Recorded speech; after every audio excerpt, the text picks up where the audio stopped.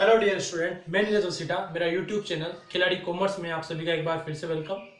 और आज की जो वीडियो अपने 12th क्लास के लिए मैं अपलोड करने वाला हूँ, उस क्लास में आज अपन डिसोल्यूशन का एक टॉपिक पूरा कंप्लीट करने वाले हैं। उस टॉपिक का नाम है रियलाइजेशन एक्सपेंसेस की जो अलग अलग कंडीशंस होती है, उसमें क्या क्या एंट्रीज आपको करनी होती है, उससे रिगार्डिंग है। तो मैं आपको आज ये टॉपिक क्लियर करने वाला हूँ। इसके अंदर काफ़ी सारे मैं प्रैक्टिकल एग्जांपल्स भी लूँगा इसमें लिए, और एंट्रीज के बारे में अपन डिस्कस करेंगे। तो आपने अगर मेरा चैनल अभी तक सब्सक्राइब नहीं किया है खिलाड़ी कॉमर्स के, तो फटाफट सब्सक्राइब कर लें ताकि आपको कंटिन्यूसली वीडियोस मिलती रहे और आपकी स्टडी कंटिन्यूस चलती रहे इस कोविड-19 के अंदर। तो आपको उसके अलावा कोई क्वेरीज होती है तो मेरे व्हाट्सअप नंबर आपके पास सभी अवेलेबल हैं 8386899564। उस पर आप अपनी क्वेरीज वगैरह क्वेश्चंस भेज सकते हैं। आज का अपना टॉपिक अपन स्टार्ट करते हैं। अपना जो चैप्टर है, main chapter dissolution of partnership form चल रहा है, उसको अपन कंटिन्यू करेंगे।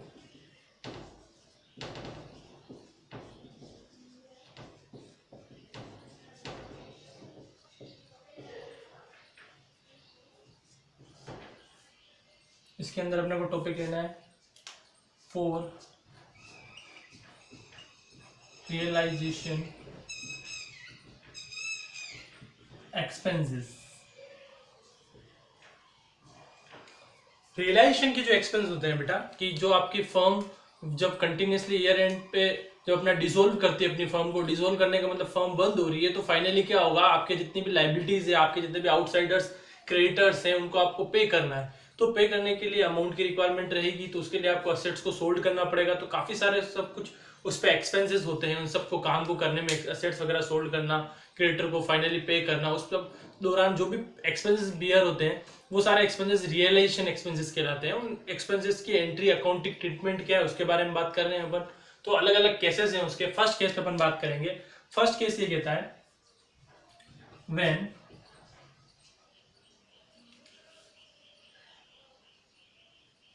realization expenses are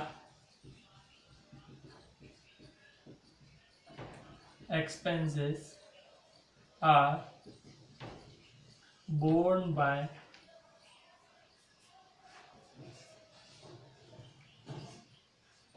borne and paid by firm and paid by firm। ये जो अपन ने फर्स्ट पॉइंट लिखा है, इसका मतलब ये निकल रहा है कि रियलाइजेशन की जो एक्सपेंसेस है उसको बॉन्ड भी फर्म ही कर रही है और पे भी फर्म ही कर रही है। मतलब एक्सपेंसेस का पूरा खर्चा फर्म के ऊपर ही है और फर्म ही उसको पे कर रही है। तो फाइनली जब फर्म इस एक्सपेंसेस को पे कर रही है, तो फर्म के लिए एक्सपेंस हुआ, और एक्सपेंस और इनकम जितनी भी होगी वो रियलाइजेशन के थ्रू डेबिट और क्रेडिट होगी। तो एक्सपेंस है तो अपन रियलाइजेशन को यहाँ पे डेबिट करेंगे बेटा। तो एक्सपेंसेस की कंडीशन में जब भी फर्म का एक्सपेंस अगर होगा तो 101% आपको रियलाइजेशन को ही डेबिट करना है। अगर रियलाइजेशन एक्सपेंसेस में फर्म का एक्सपेंस अगर वो है रियलाइजेशन का एक्सपेंसेस, तो 100% रियलाइजेशन डेबिट होगा। बात ये आती है कि पेमेंट फर्म ही कर रही है तो फर्म से कैश जाएगा, तो अपने को रियलाइजेशन टू कैश या स्लैश बैंक कंडीशन के अकॉर्डिंग, जो क्वेश्चन में बैलेंस शीट में आपको अकाउंट गिवन है उसके अकॉर्डिंग आप कैश और बैंक यूज कर सकते हैं। और अल्टीमेटली एंट्री जो बनेगी वो ये बनेगी realisation account debit to cash account. Realisation को इसलिए डेबिट किया क्योंकि ये फर्म के लिए एक्सपेंस है और कैश फर्म से जा रहा है, इसलिए अपन ने कैश और बैंक को क्रेडिट किया है। तो ये फर्स्ट आपका पॉइंट सोल्व हो जाता है। जो सबसे कॉमन केस होता है बेटा, जितने भी क्वेश्चंस जो होते हैं डिसोल्यूशन के, उसमें सबसे कॉमन केस ही लिखा हुआ आता है जब आपको क्वेश्चन में कोई फर्दर इन्फॉर्मेशन नहीं है, सिर्फ आपको ये गिवन है कि रिलेशन का इतना एक्सपेंडिचर्स हुआ है, उसके अलावा कोई फर्दर इन्फॉर्मेशन नहीं है कि एक्सपेंसेस किसने बियर किया है या किसने बोन किया है, फर्म ने किया है, पार्टनर में किया है। तो बाय डिफॉल्ट जब कोई इन्फॉर्मेशन नहीं होगी तो आपको ये मानना है कि वो एक्सपेंसेस फर्म ने बोन किया है, तो एंट्री आपकी फिक्स रहेगी। Realisation to cash slash bank लिखा है मैंने, वो कंडीशन के अकॉर्डिंग आप यूज कर सकते हैं। ठीक है बेटा, तो ये आपका ए पॉइंट सोल्व हो गया। अब अपन सेकंड केस पे बात करेंगे। सेकंड केस क्या है, तो मैं इसको हटा देता हूं एंट्री को। When realisation expenses are borne by the, यहां पे थोड़ा सा चेंज है, borne by the firm and paid by a partner. Borne by the firm and paid by the partner. मतलब ये जो आपका ये बी पॉइंट है बेटा, बी पॉइंट ये कहता है when realisation expenses are borne by the firm and paid by the partner. It means expenses तो किसका है, फर्म का है, पर एक्चुअल में फर्म पे नहीं करके उस टाइम पीरियड में वो पार्टनर पे कर रहा है। तो एंट्री कैसे बनेगी समझना बेटा। फर्स्ट ऑफ ऑल अपना कॉन्सेप्ट बिल्कुल क्लियर है कि बॉन्ड तो कौन कर रही है, फर्म ही कर रही है। तो फर्म जब जब बॉन्ड करेगी रिलेशन का एक्सपेंसेस, उस कंडीशन में आपका रियलाइजेशन ही डेबिट होगा। तो फर्स्ट वापस एक्सपेंस बिजनेस के लिए है तो अपने को फर्म का एक्सपेंस मान के रियलाइजेशन को तो डेबिट करना ही है। अब सेकंड थिंग आपको ये सोचना है कि एक्सपेंसेस तो फर्म ने बॉन्ड कर लिया बट पे फर्म नहीं कर रही, तो फर्म से तो कैश नहीं जा रहा है, अल्टीमेटली कैश किसकी जेब से जा रहा होगा, पार्टनर की जेब से। तो आप पार्टनर का नाम लगा दीजिए। तो एंट्री हो जाएगी बेटा realisation account debit to concern partner. Concern partner का मतलब यहां पर ये है बेटा, जो भी पार्टनर इसको बियर करने के लिए एग्री होता है। सपोज यहाँ पर 3 पार्टनर है एक्स वाई जेड, ठीक है, और एक्स वाई जेड अगर पार्टनर है यहाँ पर, तो उस कंडीशन में आपको क्या करना है, सपोज जेड बियर करने के लिए एग्री है तो यहाँ पे जेड कैपिटल आ जाएगा, एक्स एग्री है तो एक्स कैपिटल आ जाएगा, वाई है तो वाई कैपिटल आ जाएगा, ठीक है। तो ये मैंने लिखा बेटा क्लियर, थोड़ा सा मैं इसको क्लियर लिख देता हूं ताकि आपको दिख जाए। कंसर्न पार्टनर, ठीक है। तो उसको अपने को क्रेडिट करना है। क्रेडिट क्यों किया, क्योंकि उस पार्टनर्स को अल्टीमेटली उस टाइम पीरियड में कैश फर्म के जेब से तो नहीं जा रहा है पर पार्टनर से जा रहा है, तो पार्टनर का नाम अपने लगा दिया। तो ये बी केस आपका सोल्व हो जाता है यहाँ पर कि when realization expense borne by the firm and paid by the partner, तो रियलाइजेशन डेबिट हो गया और कंसर्न पार्टनर वहां पर क्रेडिट हो गया। तो ये बी पॉइंट आपका पूरा कंप्लीटली सोल्व हो जाता है, ठीक है बेटा। अब अपन सी पॉइंट पे चलेंगे। सी पॉइंट क्या कहता है देखते हैं।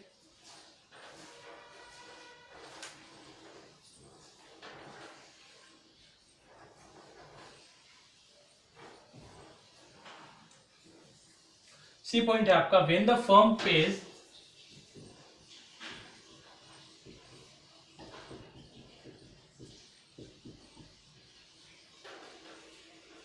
Fix amount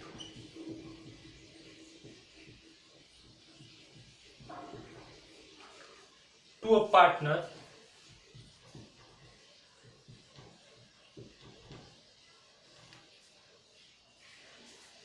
as his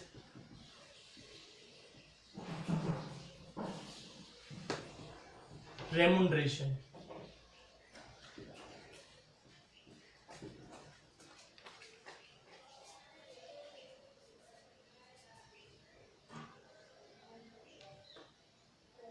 For undertaking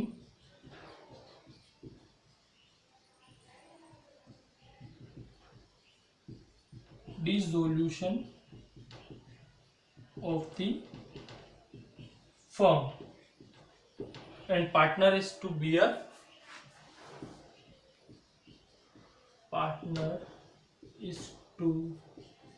bear realization और bear to dissolution expenses। जिससे आप समझना चाहें इस पॉइंट को बेटा मैं एक्सप्लेन कर देता हूँ, कोई टेंशन वाली बात नहीं है। आपको बड़ा जरूर दिख रहा होगा बट मैं इसको बहुत इजी कर देता हूँ आपके लिए। When the firm pays fixed amount to a partner as his remuneration for undertaking dissolution to the firm and partner is to bear to dissolution expenses।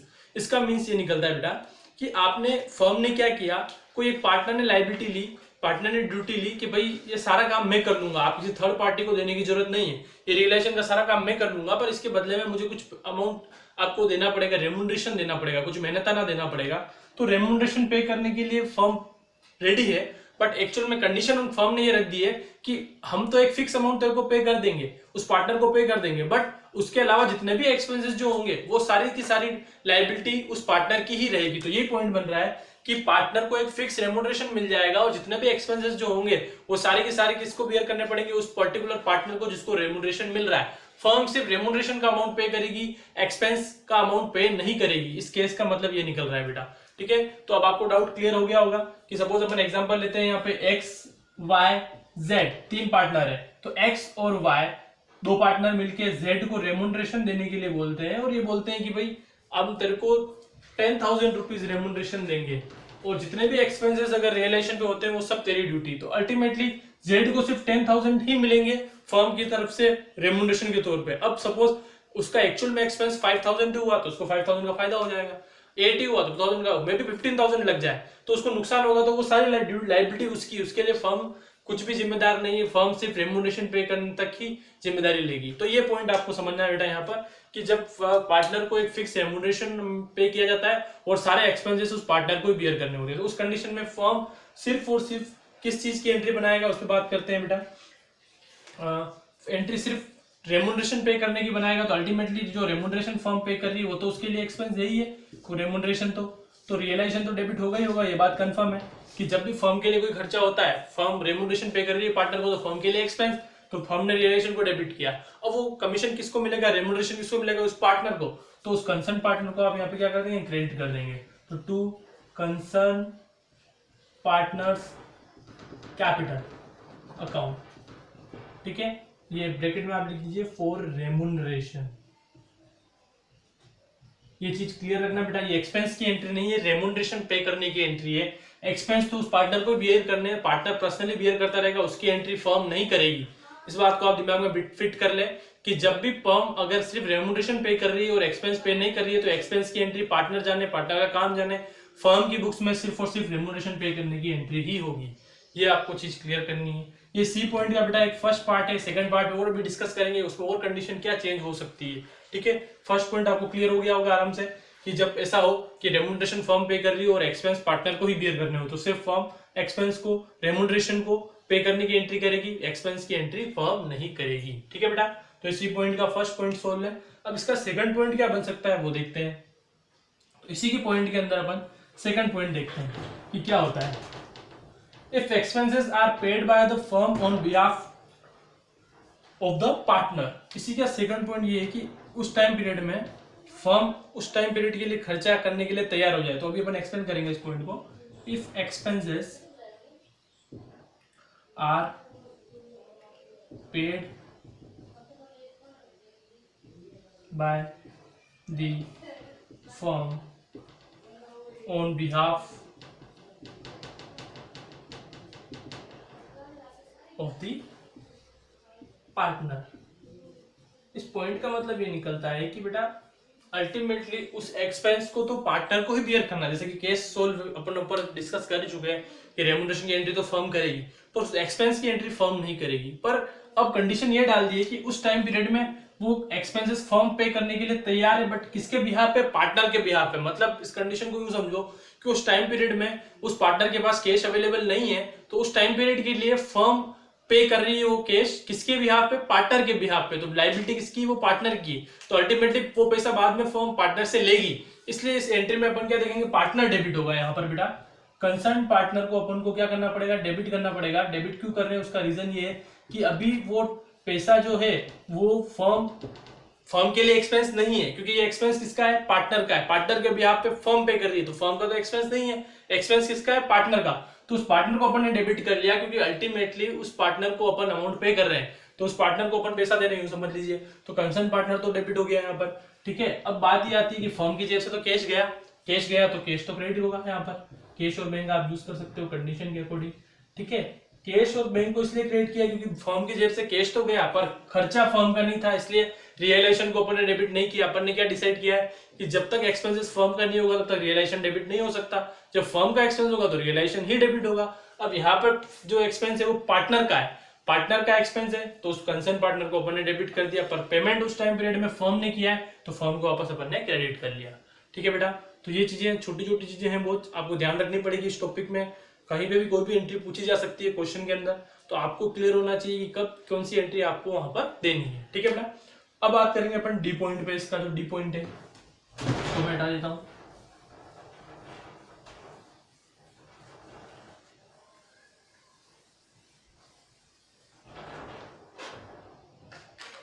ठीक है, थोड़ी सी इंक फिल्ड कर लेते हैं इसके अंदर ताकि आपको दिखे अच्छे से।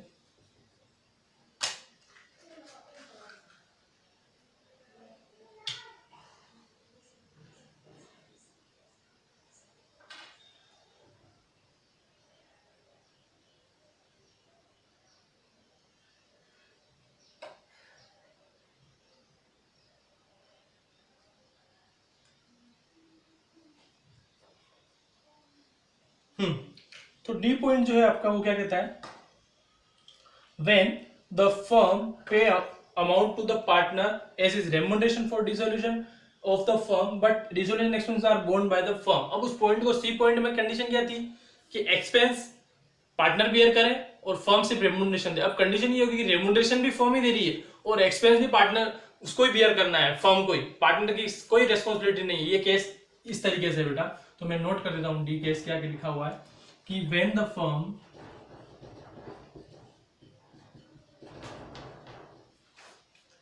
pays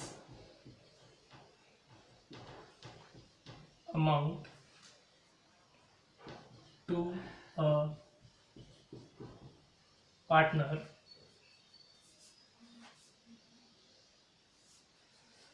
as his remuneration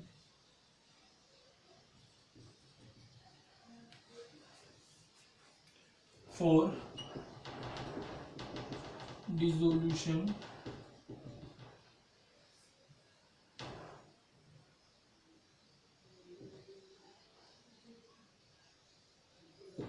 of the firm, but dissolution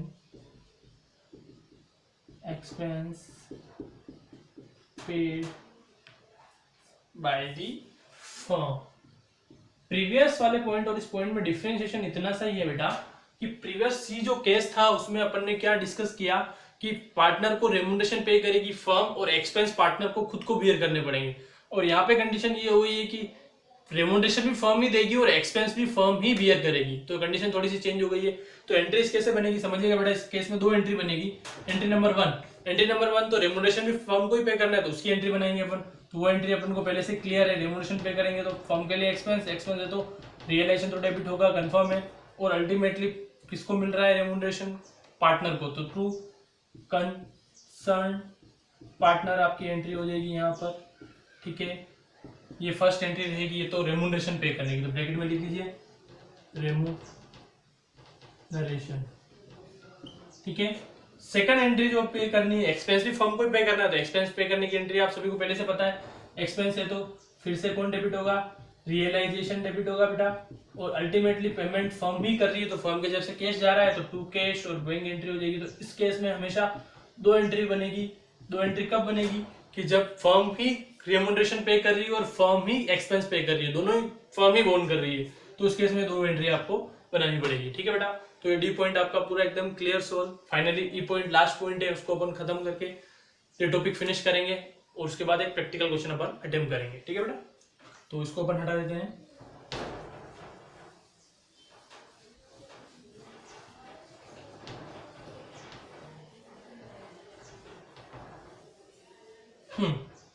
अब बात आती है अपनी ई पॉइंट की। ई पॉइंट क्या कहता है? ई पॉइंट कहता है when realisation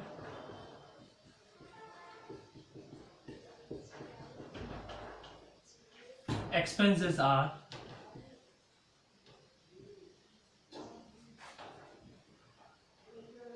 to be borne by one partner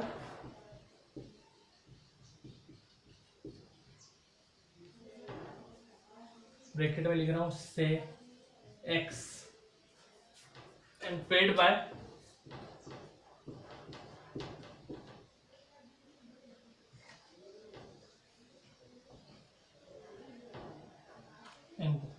paid by another partner से y, ठीक है बेटा। कंडीशन क्या डाल दी अपन ने कि रियलाइजेशन एक्सपेंसेस एक पार्टनर, इसमें फर्म का कोई रोल नहीं है इस केस के अंदर, बात समझ लीजिए, बहुत इजी सी है। एक पार्टनर एक्सपेंस पे करने की लायबिलिटी लेता है और अल्टीमेटली उस टाइम पीरियड में बोन तो कोई कर रहा है पर पे कोई दूसरा कर रहा है उसके बिहाफ पे। तो अपन ने यहाँ पे एग्जांपल एक्स और वाई का लिया है कि यहाँ पर एक्सपेंसेस किसका है? एक्स का, और अल्टीमेटली उस टाइम पीरियड में वाई पे कर रहा है। तो जिसका एक्सपेंस है उस पार्टनर को तो डेबिट करना है और जो पार्टनर पेमेंट कर रहा है उस पार्टनर को आपको क्रेडिट करना है। तो यहाँ पर जो एंट्री रहेगी बेटा वो इस तरीके से रहेगी, x capital account debit.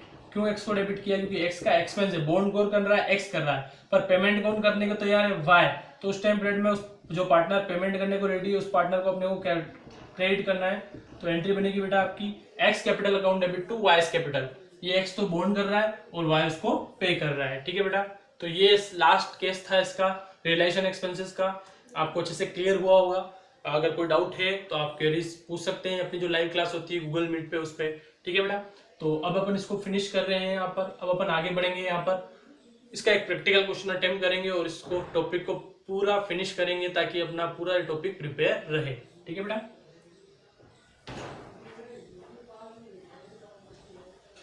Question के पॉइंट्स मैं आपके लिए रीड करूंगा और सॉल्यूशन एंट्री मैं बोर्ड पे लिखूंगा, तो ध्यान से सुनिएगा आप कि क्या अपन बात कर रहे हैं यहाँ पर।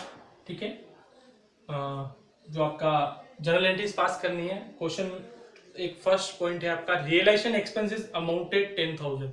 अब इस पॉइंट के अंदर क्या बोल रहा है कि रियलाइजेशन एक्सपेंसेस अमाउंटेड 10,000 का रियलाइजेशन का एक्सपेंस हो। अब इस पॉइंट के अंदर कहीं पर भी कोई क्लियरिफिकेशन नहीं है कि एक्सपेंसेस फर्म पे कर रही है या पार्टनर बोन कर रहा है या पार्टनर, कुछ भी इंफॉर्मेशन नहीं है। तो मैंने आपको बाय डिफॉल्ट क्या बताया था, जब भी ऐसी कंडीशन होगी तो बाय डिफॉल्ट अपने को यही मानना है कि फर्म ही पे कर रही है। फर्म पे कर रही है तो अपने को पता है कि फर्म जब भी पे करती है तो रियलाइजेशन ही डेबिट होता है। तो रियलाइजेशन को तो आप कर देंगे बेटा डेबिट और टू कैश एंड बैंक, क्योंकि आपको पता है कि फर्म पे कर रही है तो कैश जाएगा फर्म से, तो रिलेशन टू कैश एंट्री होगी। 10,000 रुपीज से आप एंट्री कर लेंगे बेटा, ये 10,000 रुपीज हो गए, कोई डाउट नहीं फर्स्ट पॉइंट में सभी को। अब सेकंड नंबर एंट्री पे चलते हैं। सेकंड केस क्या है देखते हैं। Realization expenses amounted 5,000 were paid by a partner. एक पार्टनर ने पे किया है, जो एक्सपेंस हुआ है उसको। ठीक है बेटा, तो अब यहाँ पर लायबिलिटी तो फर्म की है, क्या है, realization expense amounted 5,000 were paid by a partner. पर पेमेंट किसने किया, पार्टनर ने। तो फर्म के लिए एक्सपेंस तो है ही है, यहाँ पे क्लियर नहीं है, तो अपने को बाय डिफॉल्ट क्या मानना है कि फर्म को ही एक्सपेंस बियर करना है। तो रियलाइजेशन तो डेबिट है, ये बात कंफर्म है। अब पेमेंट फर्म पे करती तो कैश लेते, अब फर्म पे नहीं कर रही है तो पार्टनर पे कर रहा है, तो पार्टनर का नाम लगा देंगे, तो टू पार्टनर्स कैपिटल हो जाएगा। नाम नहीं दिया है वहां किसी पार्टनर का, अगर दिया होता तो मैं पार्टनर्स का नाम लगा देता। एक्स बोलता तो एक्स कैपिटल लिखता, वाई बोलता तो वाई कैपिटल लिखता। ठीक है बेटा, तो ये 5,000 रुपीज से ये एंट्री हो जाएगी आपकी। कोई डाउट हो तो आप पूछ सकते हो। ये हो गया आपका एंट्री नंबर 2। अब अपन चलेंगे एंट्री नंबर 3 पे। थर्ड ट्रांजेक्शन क्या है, सुनिएगा ध्यान से और उसकी एंट्री समझिएगा। ट्रांजेक्शन नंबर 3 पॉइंट ये कहता है बेटा, realization expenses amounted 5,000 were paid by the firm on a behalf of a partner. Partner के बिहाफ पे फर्म ने पे किया 5,000 का रियलाइजेशन का expense. First of all expenses का फर्म का तो नहीं है, पार्टनर का है। तो जब फर्म का एक्सपेंस नहीं है तो रियलाइजेशन तो डेबिट नहीं हो सकता। जिसका एक्सपेंस है उसको डेबिट करना पड़ेगा, तो यहाँ पर उस पार्टनर को अपने को डेबिट करना पड़ेगा बेटा। तो पार्टनर्स कैपिटल को तो अपन कर लेंगे डेबिट, क्योंकि एक्सपेंस इसका है पार्टनर का। पर अभी पेमेंट फर्म कर रही है तो फर्म की जेब से कैश जा रहा है, तो अपन टू कैश और बैंक लगा देंगे बेटा। यहाँ पर किसके बिहाफ पे, पार्टनर के बिहाफ पे फर्म ने पे किया, तो उस पार्टनर को आपने डेबिट कर लिया और पेमेंट फर्म की जेब से गया तो अपन ने कैश को क्रेडिट कर लिया। अगर ये एक्सपेंस फर्म का होता तो रियलाइजेशन डेबिट होता, बट यहाँ पर ये एक्सपेंस पार्टनर का है तो पार्टनर को डेबिट कर दिया। ये डाउट कोई हो तो आप वो क्लियर कर दीजिए। अमाउंट आपको उसने बताया 5,000 रुपीज, तो 5,000 रुपीज अपन ले लेंगे। ठीक है बेटा, अच्छे से टॉपिक क्लियर हो रहा है आपको। देन फोर्थ पॉइंट पे चलते हैं अपन। फोर्थ पॉइंट क्या कहता है, a partner was paid remuneration including expenses of 7,500 to carry out dissolution of the firm. Actual expenses were 10,000. ठीक है बेटा, उस पार्टनर को आपने अपॉइंट किया है किसके लिए, आपने रिलेशन डिसोल्यूशन के लिए। ठीक है बेटा, और आपने उसको रेमुनरेशन डिसाइड किया है 7,500 का, कि भाई हम तेरे को 7,500 रुपीज रेमुनरेशन देंगे इंक्लूडिंग एक्सपेंसेस। इंक्लूडिंग एक्सपेंसेस का मतलब ये होगा कि एक्सपेंस भी उस पार्टनर को बियर करने, फर्म सिर्फ रेमुनरेशन बियर करेगी। अब खर्चा कितना भी लगे वो उस पार्टनर की जिम्मेदारी, फर्म तो सिर्फ रेमुनरेशन ही पे करेगी। अब इस क्वेश्चन में 7,500 उसको रेमुनरेशन मिल रहा है, पर एक्चुअल में 10,000 का एक्सपेंस हुआ, तो वो की एंट्री फर्म को मतलब नहीं है, फर्म को सिर्फ रेमुनरेशन देने से मतलब है। तो आप उस 10,000 की कोई एंट्री नहीं करेंगे बेटा, सिर्फ 7,500 की एंट्री होगी जो कि रेमुनरेशन है। और रेमुनरेशन किसको मिल रहा है, उस पार्टनर को। तो एंट्री क्या रहेगी देख लीजिए बेटा। फर्स्ट ऑफ ऑल रेमुनरेशन देगी फर्म, तो फर्म के लिए एक्सपेंस हो गया, तो फर्म के लिए एक्सपेंस है तो सीधी सी बात है कि रियलाइजेशन तो डेबिट होगा, ये बात कंफर्म है। तो रियलाइजेशन को डेबिट कर लिया, और पेमेंट अब उस पार्टनर को एज ए रेमुनरेशन करना है सिर्फ, तो उस पार्टनर को अपन क्रेडिट कर लेते हैं। तो टू पार्टनर्स कैपिटल किस बात की एंट्री है, जो आप उसको रेमुनरेशन दे रहे हो उस बात की एंट्री है बेटा। ये चीज क्लियर होनी चाहिए सभी के माइंड में। उस 10,000 की अपन को एंट्री नहीं करेंगे, अपन सिर्फ 7,500 के अमाउंट से ही एंट्री करेंगे, क्योंकि यहाँ पर वो सिर्फ रेमुनरेशन पे करने के लिए फर्म ने जिम्मेदारी ली है। एक्चुअल एक्सपेंस कुछ भी हो वो पार्टनर की इंडिविजुअल प्रॉब्लम है, पार्टनर अपनी बुक्स में प्राइवेटली एंट्री करेगा, अपने को इस फॉर्म में सिर्फ रेम्यूनरेशन की एंट्री करनी है। इंपॉर्टेंट पॉइंट था बेटा, ध्यान से समझना आप इसको, ठीक है। तो ये पॉइंट आपका यहीं पे फिनिश हुआ। नेक्स्ट 5th पॉइंट पे चलते हैं बेटा, यहाँ पर उसको हटा देते हैं।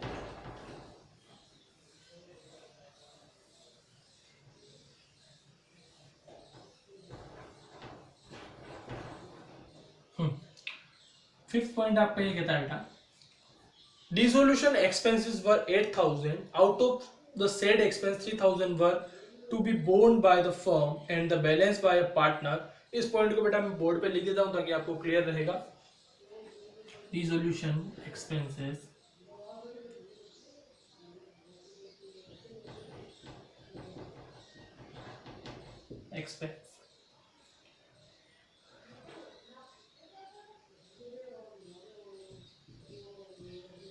were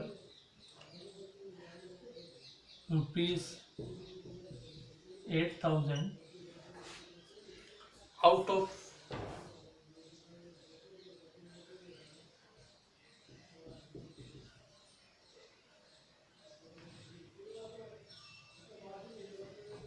the said expenses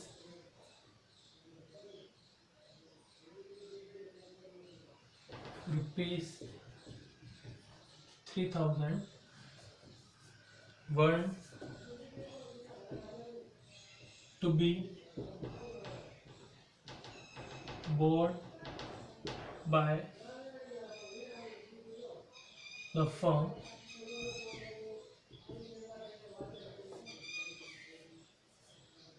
and balanced by a partner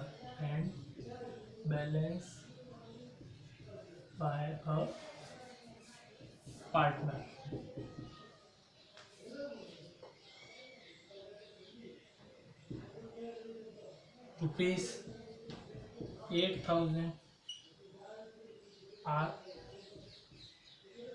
paid by the firm। ठीक है बेटा, अब ये बहुत इंपॉर्टेंट एंट्री है, इसको ध्यान से समझना है आपको कि इस एंट्री को कैसे क्या फ्रेम किया गया है, क्वेश्चन को किस तरीके से बनाया गया है। ठीक है, पहले आप पॉइंट पढ़ लीजिए अच्छे से एक बार।